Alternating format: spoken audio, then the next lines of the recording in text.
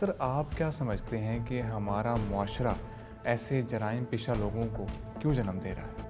دیکھیے اس کی ایک بڑی وجہ یہ ہے کہ ہمارے ہاں قوانین جو بنتے ہیں اس پر امن درآمد کا نظام شعیب صاحب اتنا کمزور ہے کہ وہ لوگوں کو پرووک کرتا ہے، پروٹیکشن دیتا ہے کہ وہ جرم کریں۔ مگر سر یہ پورنوگرافی، یہ فلمیں، میڈیا، دیر سے شادی ہونا ہمارے سماج میں، کیا یہ بھی وجوہات ہیں؟ بالکل وجوہات ہے۔ ابھی کل پرائم منسٹر صاحب نے انٹرویو دیا ہے، انہوں نے کہا کہ جب وہ پرائم منسٹر بنے تو سب سے پہلے انہوں نے ایک DIG کو بلایا اور ان سے کہا کہ ذرا یہ بتائیے سیکس کے جرائم جو ہے وہ کیوں ہوتے ہیں۔ ان کو رپورٹ دی گئی کہ سب سے زیادہ سنگین جرائم ہیں وہ بچوں کے خلاف اور پورنوگرافی کے خلاف، کیونکہ کہا گیا کہ pornography is a big industry in Pakistan.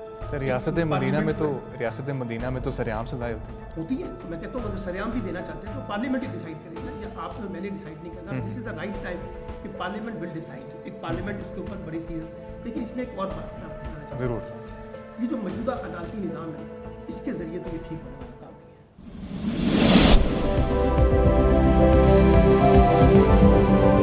السلام علیکم خواتین و حضرات، میں شعیب امام ایک نئے انٹرویو کے ساتھ حاضر خدمت ہوں۔ دوستوں، موٹر وے پر ہونے والا سانحہ ہم سب کے لیے خطرے کی گھنٹی بجا رہا ہے۔ یہ لوگ سرعام دندناتے پھر رہے ہیں اور قانون کا شکنجہ انہیں کیوں نہیں جکڑ رہا؟ دوستوں، یہ مجرم 2013 سے ایسے واقعات میں ملوث ہے، مگر سوال یہ ہے کہ یہ قانون کے پھندے میں کیوں نہیں آیا؟ ہمارا قانون اتنا کمزور کیوں ہے اور ایسے مجرموں کی سزائیں کیا ہونی چاہیے؟ آئیے ان تمام تر سوالات کے جواب لیتے ہیں سینئر تجزیہ کار محترم سلمان عابد صاحب سے۔ سلمان بھائی، بہت بہت شکریہ، آپ نے ٹائم نکالا ہمارے لیے۔ سلمان بھائی، آئے دن جنسی زیادتی کے سانحات بڑھتے جا رہے ہیں، اس کی کیا وجہ ہے؟ ہمارے سماج میں ایسا کیا ہو رہا ہے جو کہ ان چیزوں کو پرووک کر رہے ہیں؟ دیکھیے، بنیادی بات تو یہ ہے شعیب صاحب کہ پاکستان میں خاص طور پہ جب ہم تعلیم اور تربیت کی بات کرتے ہیں تو تعلیم تو آگے بڑھ گئی، لیکن جو تربیت کا عمل ہے نا وہ بہت پیچھے رہ گیا۔ اچھا، وہ تربیت آتی تھی آپ کے گھر کے نظام سے، آپ کے تعلیمی نظام سے، آپ کی سماج کے نظام سے، معاشرتی نظام سے۔ اب لگتا یہ ہے کہ جو اخلاقیات ہے وہ ہمارا مسئلہ نہیں رہا۔ اس کی وجہ سے آپ دیکھیے کہ مجموعی طور پہ ہمارے اخلاقی بگاڑ جو ہیں وہ نمایاں ہو گئے ہیں۔ ایک بات یہ جو بچوں اور بچیوں کے ساتھ جنسی زیادتی کے واقعات یا عورتوں کے ساتھ، یہ ایک آپ کو بتاتی ہے نا کہ ہمارا سماج سماجی طور پر کہاں کھڑا ہے، اخلاقی طور پہ کہاں کھڑا ہے۔ بڑی عجیب بات نہیں لگتی کہ آپ کو 6-7 سال کی 8 سال کی بچی کے ساتھ جنسی زیادتی کے واقعات ہونا؟ لگتا ہے کہ انسان جو ہے جب اپنے ہوش کھوتا ہے تو وہ بربریت کی کون سی شکل اختیار کر لیتا ہے کہ وہ معصوم بچوں کو بھی معاف نہیں کرتا۔ اب یہ جو لاہور کا سانحہ ہے موٹر وے پہ جو ہوا ہے، اس میں آپ دیکھیے یہ معاملہ شاید ختم ہو جائے، جو مجرم ہیں ان کو سزا بھی مل جائے، بات ختم ہو جائے گی، لیکن یہ جو عورت کے اوپر ایک احساس اس کے دماغ میں پڑ گیا ہے کہ اس کو اس کے بچوں کے سامنے زیادتی کی گئی، اور بچوں کے دماغ میں جو چیز پڑ گئی ہے کہ ان کے سامنے ان کی ماں کے ساتھ زیادتی کی گئی ہے، اس کومے سے وہ کیسے باہر نکل سکیں گے؟ وہ ایک بڑا سوال ہے۔ اور یہ اس کے محرکات یہ ہے کہ جس قسم کا سماج ہم تشکیل دے رہے ہیں، جس قسم کی ہم سوسائٹی کے اندر ویلیوز کو جنریٹ کر رہے ہیں، جس سماج میں ہم نے عورتوں کو محض ایک جنس کے طور پر لے لیا ہے اور ہم سمجھتے ہیں کہ شاید وہ ایک سیکس سمبل کے طور پر دیکھتے ہیں، پھر ہمارے ڈرامے، ہماری فلمیں، ہمارے اشتہارات، اس میں جس قسم کی عورت کی عکاسی ہوتی ہے تو لگتا یہ ہے کہ وہ عورت کم، انسان کم، ایک جنس ہے، اس لیے اس کی ایکسپلائٹیشن پھر بہت زیادہ ہوتی ہے، اور یہ مسئلہ تواتر کے ساتھ بڑھتا جا رہا ہے۔ اس کی ایک وجہ یہ ہے کہ ہمارے ہاں نہ وہ سماج بنا، نہ وہ قوانین اس طرح سے عمل درآمد ہوئے، اور نہ اس طرح کی پالیسیاں سامنے آ سکیں جو عورتوں کو فریلی اس سوسائٹی میں بغیر کسی ڈر کے، بغیر کسی خوف کے آگے بڑھنے کا موقع دے سکیں۔ بالکل ٹھیک۔ سر آپ کیا سمجھتے ہیں، یہ تو واقعہ تھا جو ہمارے سامنے آ گیا، میڈیا کو کوریج مل گئی، یہاں پہ ایسے بے شمار واقعات ہیں جو ہو رہے ہیں لیکن میڈیا ان کو کور نہیں کر پا رہا، وہ سامنے نہیں آتے، ان کا کیا کریں؟ دیکھیے، ایک ہوتا ہے رپورٹڈ کیس، ایک ہوتے ہیں نان رپورٹڈ کیس۔ یہ جو آپ نے کہا نا نان رپورٹڈ کیسز کو تو پتہ ہی نہیں چلتا، جو بہت دور دراز علاقوں میں ہو جاتے ہیں۔ جو بڑے شہروں میں واقعات ہوتے ہیں ان میں سے بھی 1 یا 2 واقعات بڑے واقعات بن جاتے ہیں، جیسے یہ بڑا واقعہ بنا۔ اب ہمارے ہاں جو حکومت ہوتی ہے، جو ریاست ہوتی ہے، وہ اس طرح کے بڑے واقعات پہ تو بڑی ایکٹیو ہو جاتی ہے کہ نیچے سے SHO سے لے کے پرائم منسٹر تک اس کے اوپر کامنٹری کر رہے ہوتے ہیں، لیکن جب یہ بڑے واقعات ہوتے ہیں تو اس کے اوپر ہماری پالیسی جو ہے نا وہ لانگ ٹرم پالیسی نہیں ہے، ایک شارٹ ٹرم پالیسی ہے, ریئیکشن بیسڈ پالیسی ہے. ایک واقعہ ہوا, ہم نے فوری طور پہ ریئیکٹ کر دیا, 4-5 لوگوں کو معطل کر دیا, 4-5 لوگوں کو پکڑ لیا, لیکن ہم ایک مستقل بنیادوں پہ ایسی پالیسی نہیں بناتے جہاں ہمیں لگے کہ ہم نے عورتوں کو, بچیوں کو, بچوں کو پروٹیکٹ کیا ہے. اس لیے میں یہ سمجھتا ہوں کہ دیکھیے جو بڑے واقعات ہوتے ہیں یہ اصل میں اس کا اثر نیچے جانا چاہیے نا, تاکہ وہاں پر بھی یہ واقعات نہ ہو. ایک گیپ ہے ہمارے ہاں, اور جو طاقتور کا مسئلہ ہے اس کو ہم بہت جلدی اٹھا لیتے ہیں. جو کمزور ہوتے ہیں, دور دراز علاقوں میں رہتے ہیں, دیہاتوں میں رہتے ہیں, جن کا کوئی والی وارث نہیں ہوتا, ان کے معاملات پہ پیچھے پسے پش چلے جاتے ہیں. تو یہ ایک تضاد تو ہے ہمارے سماج میں کہ کچھ واقعات کا بڑا ہونا, اس کے بعد کچھ ایکشن ہونا, اور اس کے بعد باقی واقعات کے بارے میں ہم پھر خاموش ہو جاتے ہیں. بالکل ٹھیک. سر آپ کیا سمجھتے ہیں کہ ہمارا معاشرہ ایسے جرائم پیشہ لوگوں کو کیوں جنم دے رہا ہے؟ دیکھیے اس کی ایک بڑی وجہ یہ ہے کہ ہمارے ہاں قوانین جو بنتے ہیں نا, اس پر عمل درآمد کا نظام شعیب صاحب اتنا کمزور ہے کہ وہ لوگوں کو پرووک کرتا ہے, پروٹیکشن دیتا ہے کہ وہ جرم کریں. اب دیکھیے بے تحاشا عورتوں کے خلاف جو کرائم ہے, ان کے ملزمان جو ہیں وہ عدالتوں سے ضمانتوں پر ہیں, یا وہ صلح دے کے, پیسے دے کے, دباؤ ڈال کے, طاقت دے کے, سیاسی اثر استعمال کر کے, بندوق کے زور پہ صلح کروا لیتے ہیں تاکہ وہ کمزور لوگوں کو دبا کے ہم اپنے حق میں. مجھے لگتا یہ ہے کہ بے شمار وجوہات ہو سکتی ہیں جو آپ بات کر رہے ہیں, لیکن ایک وجہ جب آپ کے قوانین پہ عمل درآمد نہیں ہوتا اور اس کی وجہ سے لوگوں کو شے ملتی ہے. اب یہ دیکھیے مجھے یاد ہے ایسڈ تھروئنگ کے واقعات, جب عورتوں پہ سب لوگ ضمانتوں پہ, عورتوں کے خلاف قتل, بچوں کے خلاف جرائم, اس کی وجہ یہ ہے کہ آپ کا عدالتی نظام, آپ کا جسٹس نظام, آپ کا تفتیش کا نظام, آپ کا پولیس کا نظام, آپ کی انتظامی نظام کمزور ہے. اور ہم قوانین تو بنا لیتے ہیں, اچھے اچھے پالیسیاں تو بنا لیتے ہیں, لیکن اس پہ عمل درآمد کا جو میکینزم ہے وہ انفارچونیٹلی نہیں بناتے. اور یہی وجہ ہے کہ جس ملک میں قانون کی حکمرانی نہ ہو, لوگوں کو جواب دہ نہ کیا جائے, لوگوں کو سزا و جزا نہ ملے, تو پھر کیسے وہ لوگ جو ہے عبرت ہوگی. دیکھیے نا, جو قانون پہ جرم ہوتا ہے اس میں جو سزا ہوتی ہے وہ عبرت کے لیے ہوتی ہے, بالکل ایسے, تاکہ لوگ اس سے اصلاح کر سکیں. ہمارے ہاں اصلاح بھی نہیں ہوتی, ہمارے ہاں عبرت بھی نہیں بنایا جاتا, اور بعض کیسز میں عبرت بنایا جاتا ہے لیکن اس کا معاشرے میں کوئی اثر نہیں ہوتا. بالکل ٹھیک. مجھے لگتا یہ ہے کہ مجموعی طور پہ ہمیں اپنی پالیسیوں, اپنے قانون کے اندر جو ہے نا وہ دیکھنا چاہیے کہ کس طرح سے ہم اس کی اصلاح کریں, اور ہمارے قوانین جو بھی ہیں جیسے بھی ہیں ہم اس پہ سختی سے عمل درآمد تو کرائیں نا. لوگوں کے اندر یہ ڈر اور خوف تو ڈالیں کہ اگر ہم نے ان چیزوں کو کیا تو قانون حرکت میں آ جائے گا. ان کو لگتا ہے قانون حرکت میں نہیں آئے گا, ہم بچ جائیں گے. بالکل ٹھیک. سر قانون کی طرف میں آتا ہوں, تفصیل سے آپ کا میں پوائنٹ آف ویو لیتا ہوں, مگر سر یہ پورنوگرافی, یہ فلمیں, میڈیا, دیر سے شادی ہونا ہمارے سماج میں, کیا یہ بھی وجوہات ہیں؟ بالکل وجوہات ہیں. ابھی کل پرائم منسٹر صاحب نے جو انٹرویو دیا ہے, انہوں نے کہا کہ جب وہ پرائم منسٹر بنے تو سب سے پہلے انہوں نے ایک DIG کو بلایا اور ان سے کہا کہ ذرا یہ بتائیے سیکس کے جرائم جو ہے وہ کیوں ہوتے ہیں. تو ان کو رپورٹ دی گئی کہ سب سے زیادہ سنگین جرائم جو ہیں وہ بچوں کے خلاف اور پورنوگرافی کے کانٹیکس میں, بلکہ یہ کہا گیا کہ pornography is a big industry in Pakistan جو یہاں سے باہر جاتی ہے. اس کا مطلب ہے یہ بہت بڑا بزنس ہے, بہت بڑا کاروبار ہے, اس کے پیچھے بڑے بڑے طاقتور لوگ ہیں جن کو اوپر ہم ہاتھ ڈالنے سے گریز کرتے ہیں. تو مجھے لگتا ہے کہ یہ بھی ایک ریزن بنتی ہے.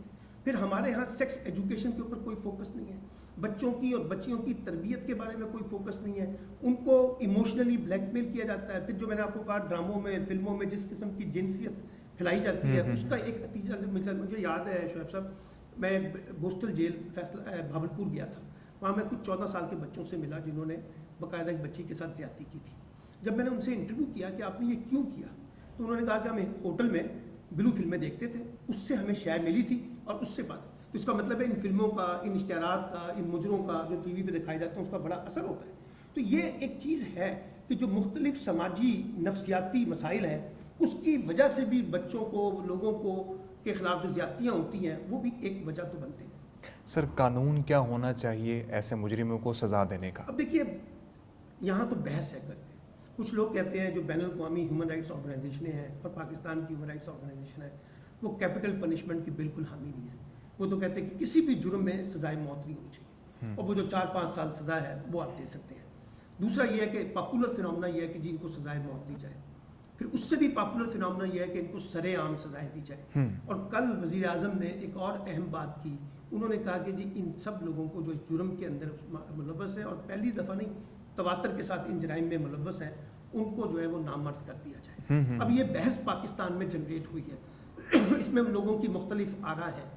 دیکھیے पॉपुलर कॉन्टेक्स्ट में जाएंगे तो फिर वो लगता है कि नामर्द इनको कर दें, इनको सरेआम फांसियाँ दें। आपको याद है जनरल ज़ियाउल के दौर में पप्पू कत्ल केस में हुआ था, फिर वो जावेद इकबाल का वाक़या याद होगा जिसमें 100 बच्चों को उसने कत्ल किया था, फिर ये ज़ैनब वाला वाक़या हुआ।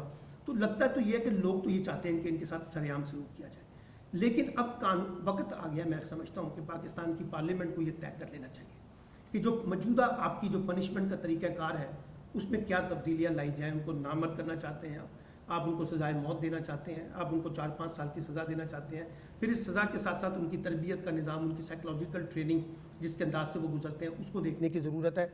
मैं ज़ाती तौर पे तो कैपिटल पनिशमेंट का हामी हूँ, सरेआम सज़ाओं का हामी नहीं हूँ, पहली बात तो ये है। और ना ये जो नामर्द वाली बात है, मैं नहीं समझता कि इसकी कोई ज़रूरत है बहुत ज़्यादा, जिसे बर्बरियत का जवाब बर्बरियत से देना। एक कैपिटल पनिशमेंट तो हो सकती है, लेकिन ये कि मेरी राय है।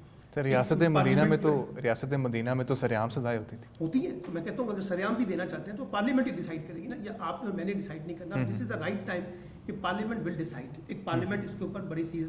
लेकिन इसमें एक और बात मैं आपको बताना चाहता हूँ, ज़रूर, ये जो मौजूदा अदालती निज़ाम है ना, इसके ज़रिए तो ये ठीक होने वाला काम नहीं है। उसकी वजह ये है कि अब इसमें 3 काम जो मैं बार बार कह रहा हूँ, एक तो हमें इस तरह के वाक़यात के लिए स्पेशल कोर्ट्स बनानी पड़ेगी, और वो स्पेशल कोर्ट्स का एक टाइम ड्यूरेशन होगा कि 2 माह 3 माह के अंदर ये सज़ाएँ करें, फैसला करें और उसके बाद फिर उस पर इम्प्लीमेंट करें। स्पेशल कोर्ट्स बनाने में, और इन स्पेशल कोर्ट में कम से कम एक खातून जज लाजमी हो, ताकि वो बच्ची की, बच्चे की, औरत की जो हसासियत है ना उस मसले को समझ सके। बाद 2 जज होते हैं मेल, वो नहीं समझ पाते इन चीज़ों को। तो एक औरत का जज होना बहुत ज़रूरी है, उसके तमाम महरक़ात को समझने की ज़रूरत है।